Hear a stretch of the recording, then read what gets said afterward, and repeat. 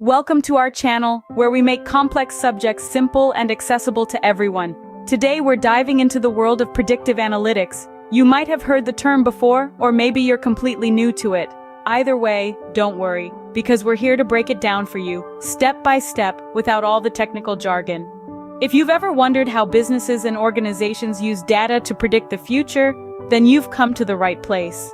We're going to explore key concepts, techniques, and applications of predictive analytics in a way that everyone can understand. So sit back, relax, and let's demystify predictive analytics together. Onwards to Scene 2. Welcome to our comprehensive guide on predictive analytics. In this video, we aim to demystify the complex world of predictive analytics in a way that's accessible and engaging, even if you don't have a background in technology or data science. We'll be taking a deep dive into the key concepts, techniques, and applications of predictive analytics, breaking down the jargon into simple terms and illustrating these with easy-to-understand examples. So whether you're a student, an entrepreneur, a professional, or just someone with a keen interest in understanding how businesses and organizations predict their future using data, you're in the right place. Stay with us as we embark on this exciting journey of deciphering the future with data. Let's get started. Have you ever wondered how companies predict their future sales or how the weather forecast is determined? This is where the magic of predictive analytics comes into play.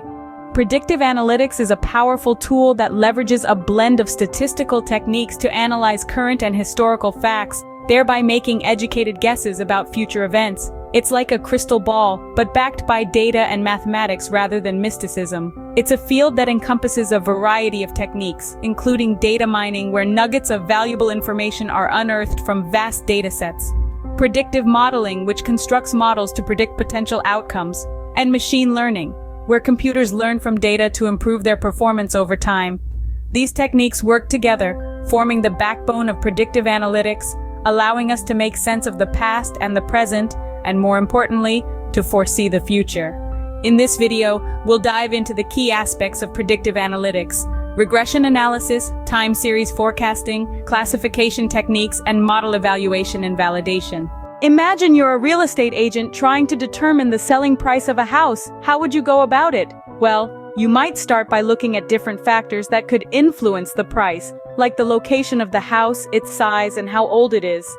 You could then try to figure out how much each of these factors contributes to the price.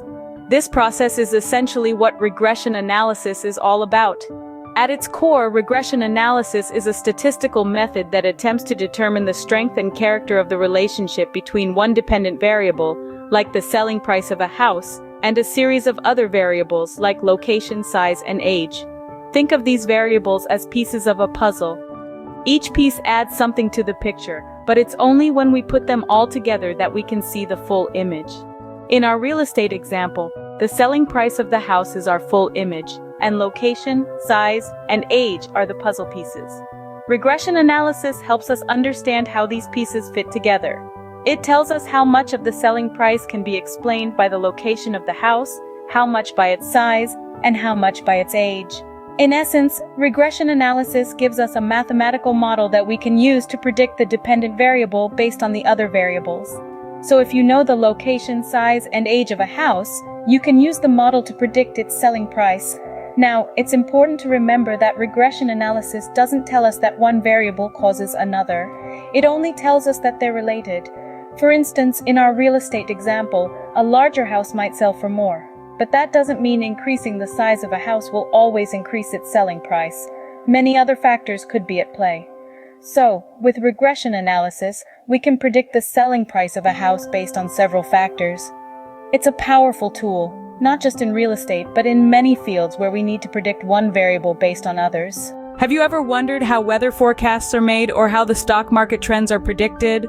Well, the answer lies in a powerful technique known as time series forecasting. Time series forecasting is a way to predict future events by analyzing patterns in past data. Imagine you're looking at a line graph that shows the temperature for the past week.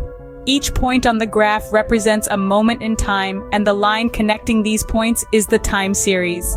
Now, you could use this data to predict what the temperature will be tomorrow, next week, or even next month.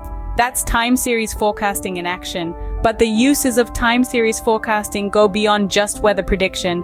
It's a crucial tool in a wide range of areas. For example, in economics, it's used to forecast GDP growth, inflation rates, and stock market trends. In business, it's used to forecast sales, inventory levels, and customer demand. And in healthcare, it's used to forecast disease outbreaks, patient admissions, and medication needs.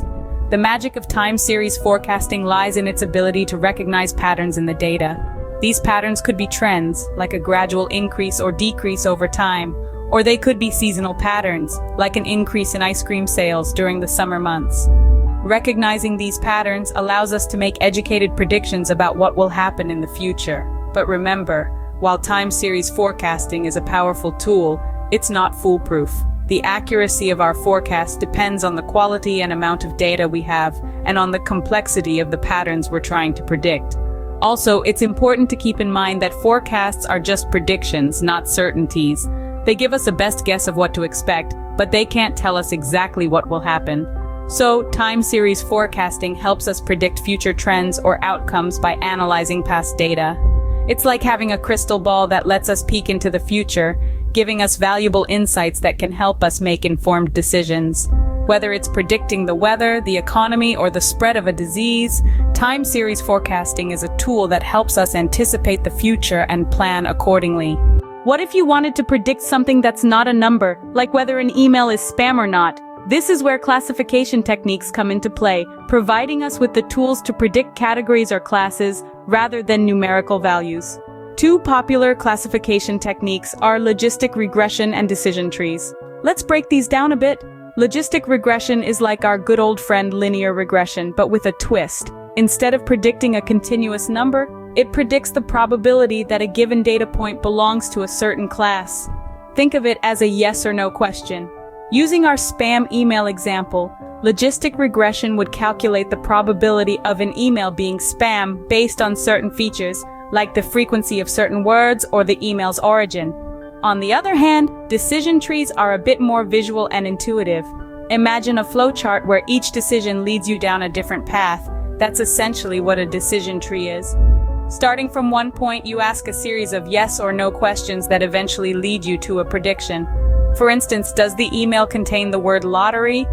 If yes, is the sender known? Depending on the answers, the email might be classified as spam or not. Both of these techniques, though different in their approaches, aim to classify data into distinct categories.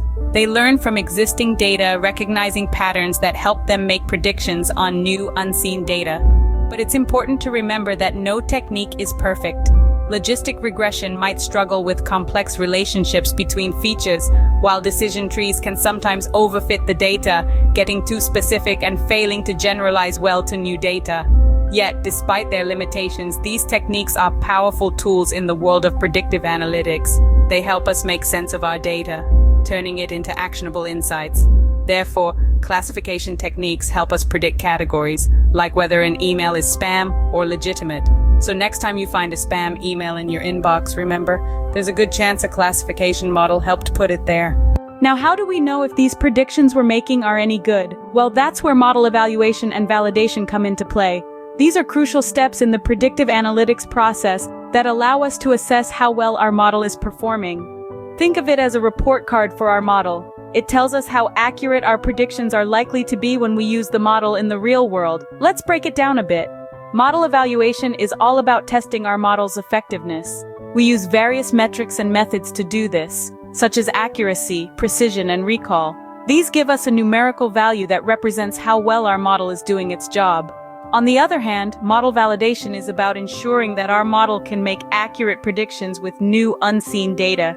This is super important. After all, the whole point of creating a predictive model is to make predictions about the future, right? Now let's talk about some concepts that are vital to understanding model evaluation and validation. First, we have underfitting and overfitting. Underfitting occurs when our model is too simple to capture all the patterns in the data. It's like trying to fit a square peg into a round hole. It's just not going to work. Overfitting, on the other hand, is when our model is too complex and starts to capture noise and outliers as patterns. It's like finding shapes in clouds. While it might be fun, it doesn't really help us predict the weather. To avoid both underfitting and overfitting, we split our data into two sets, a training set and a testing set. We use the training set to build our model and the testing set to evaluate how well our model performs on unseen data. This helps us ensure that our model is just right, not too simple, not too complex, but capable of making accurate predictions. In conclusion, model evaluation and validation are the compass that guides us in the world of predictive analytics.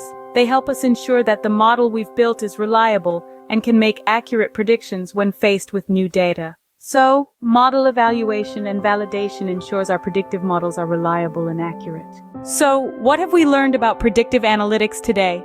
We've discovered that regression analysis, a powerful tool, allows us to examine the relationship between variables, helping us understand how the value of a dependent variable changes when any one of the independent variables is varied. We've also delved into time series forecasting, a key component in predictive analytics. It enables us to analyze past data trends and patterns to predict future ones, invaluable in fields like finance and weather forecasting. Our journey also took us through classification techniques, including logistic regression and decision trees, which are essential in making categorical predictions. Finally, we highlighted the importance of model evaluation and validation, ensuring the accuracy and reliability of our predictive models. These tools and techniques are not just for data scientists and business analysts. They're also for anyone who wants to make informed decisions based on data. As we've seen, predictive analytics plays a crucial role in helping businesses, scientists, and even you and me make data-driven predictions about the future.